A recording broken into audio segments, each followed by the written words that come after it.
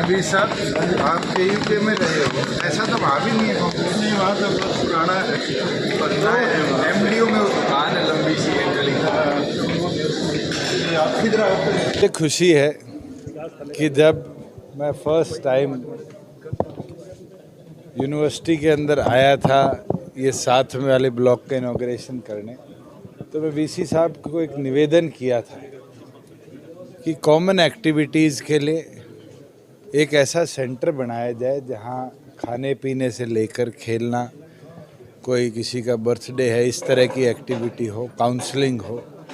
ये सब विदेशों में हमने सेंटर चलते देखे हैं यूनिवर्सिटीज़ के अंदर। चौधरी देवीलाल यूनिवर्सिटी सिरसा के अंदर भी इस तरह के सेंटर बनाए जाए।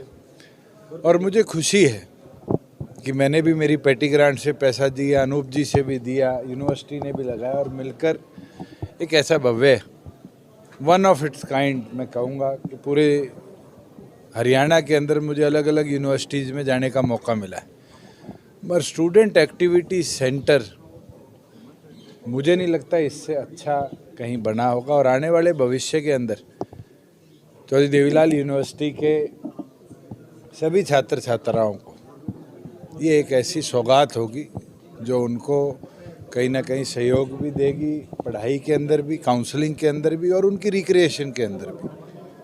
और मुझे तो एक खुशी और है कि जब मेरा इनॉग्रेशन का फाइनल हुआ तो एज अ स्टूडेंट भी मुझे ईमेल आई कि आपने इसका पार्ट बनना है।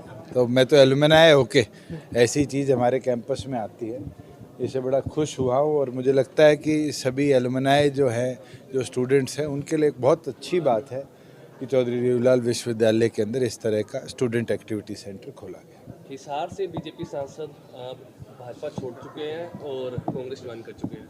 देखो, पॉलिटिकल फैसले पॉलिटिकल आदमी कब ले वो तो उस पर निर्भर करता है। मेरे एक साल से जो निर्णय नहीं ले पा रहे थे, अंत में उन्हें निर्णय लिया, तो इनकी सोच है जिसके प्रति वो गए।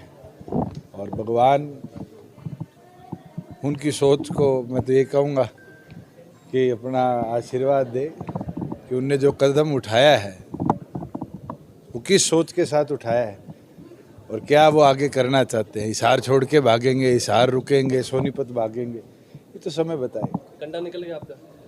मेरा तो भैया आज तक कोई कंडा नहीं है, ना निकालने की सोच रखने वाला आदमी। 4.5 साल हो गए, 10 साल एक्टिव पॉलिटिक्स में हो गए। कोई एक आदमी ये बोलता हो कि मैंने राजनीतिक तौर पे उससे द्वेष रखा या राजनीतिक तौर पर उसका नुकसान किया, गिनवा दो।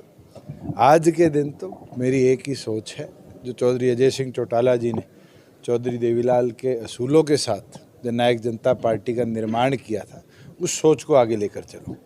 और उस सोच के अंदर किसान कमेरे को, आम नागरिक को कैसे ज़्यादा सुविधाएं दे पाए, हम 4.5 साल में उस पर कामयाब भी रहे। और आगे भी इसी सोच को अगले 40 साल 50 साल भगवान करे पार्टी 100-200 साल तक ऐसे ही रहे और ये पार्टी इस विचार को आगे। अगर चौधरी अजय सिंह चौटाला जी कहेंगे चुनाव लड़ ले, तो मुझे नहीं लगता हमारी पार्टी का एक भी सिपाही एक कदम पीछे हटेगा। और मैंने तो राष्ट्रीय और प्रदेश कार्यकारिणी की जो बैठक थी उसमें भी खुलकर कहा था, हम पूरी तौर पर तैयार हैं 10 की 10 सीटों पर लड़ने के लिए भी, और पूरी तौर पर तैयार हैं गठबंधन में लड़ने के भी। गठबंधन की 2 दौर की चर्चाएं हुई है, आज हमारी बैठक है, उसमें और विस्तार पे चर्चा होगी। और आगे भी जैसे गठबंधन की चर्चाएं फाइनल होती है, मुझे लगता है मेरे से पहले तो आप लोगों को इनपुट्स आ जाते हैं कि क्या होगा। एनडीए के पार्टनर हैं आप, क्या आपको लगता है कि लोकसभा चुनाव में भी गठबंधन हो सकता है? मैं तो आज भी मानता हूँ एनडीए का जिस तरह विस्तार हो रहा है, टीडीपी कल एनडीए में आई है और छोटे छोटे दल जैसे आरजेडी आया था, आरएलडी आया था, आज एनडीए का कुनबा बढ़ रहा है और आने वाले भविष्य के अंदर भी मुझे उम्मीद है कि और भी सहयोगी दल जो अभी तक एनडीए में नहीं है, पहले थे, उनको भी हम लाने का प्रयास करेंगे। हिसार से कितना पक्का दावा है आपका, अगर गठबंधन होता है तो? देखिए, हमारी चॉइस बड़ी क्लियर है। चौधरी अजय सिंह चौटाला जी ने अनेक बार कह दिया है कि हिसार और भिवानी महेंद्रगढ़ लोकसभा से पार्टी अपनी तैयारी कर रही है। 2 हमारी प्राथमिकता है और उन प्राथमिकताओं के साथ हम 10 की 10 सीटों पर भी काम कर रहे हैं। 6 लोकसभा हमने कवर कर ली और 13 तारीख को 7वीं लोकसभा का हम नव संकल्प रैली का जलसा करेंगे और उस दौरान पार्टी की गतिविधि जो हिसार लोकसभा में हुई है, जिस तरह विकास करा है, उसका जनता के आगे भी ब्यौरा रखेंगे। अगर गठबंधन होता है तो हिसार या भिवानी सीट ही मांगेंगे, क्या वो और भी मांग रहे हैं? देखो, हमारी प्राथमिकता है, वो तो अलायंस में बैठ के चर्चा होगी, कौन सी मिलेगी कौन सी नहीं मिलेगी, वो कौन सी लेना चाहेंगे। अलायंस में मेडिकल कॉलेज को लेकर के कई तरह की चीजें सामने आ रही हैं कि रद्द हो गया टेंडर, हालांकि मैंने आज सुबह ही अखबार में देखा है कि 4 अप्रैल 2024 तक 786 है मेरे ख्याल से, नंबर तो शायद 19-21 हो सकते, 750 करोड़ से ज़्यादा की लागत में सिरसा का बाबा सिरसाई नाथ मेडिकल कॉलेज के निर्माण का टेंडर फ्लोट हो गया। कोई टेक्निकल दिक्कत आई होगी, इसीलिए रिवाइज करना पड़ेगा। और क्योंकि ये हरियाणा सरकार ने बिल्डिंग नहीं बनानी, हमने पैसा हाइट्स को दे दिया है, जो HHL गवर्नमेंट ऑफ इंडिया की एक नवरत्न कंपनी है और सेंट्रल PSU है, वो इसको कंप्लीट करेगा।